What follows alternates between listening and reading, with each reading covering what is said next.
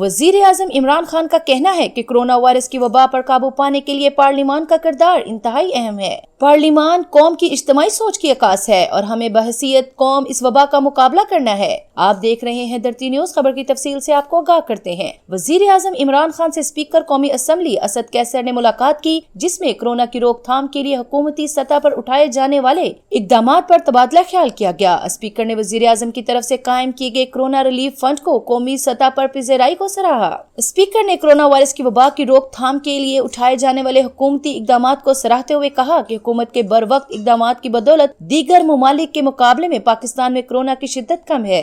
Speaker ने वजीर आजम को पार्लिमानी सतह पर कोरोना वायरस की वबा पर काबू पाने से मुतल्लिक इकदामात से आगाह किया। स्पीकर ने वजीर आजम को कौमी असम्बली का इजलास बुलाने से मुतल्लिक अमूर से भी आगाह करते हुए कहा कि कोरोना वायरस की वबा के पेश नजर कौमी असम्बली का इजलास बुलाने के लिए फखर इमाम की सरबराही में पार्लिमानी कमेटी तश्कील दी गई है।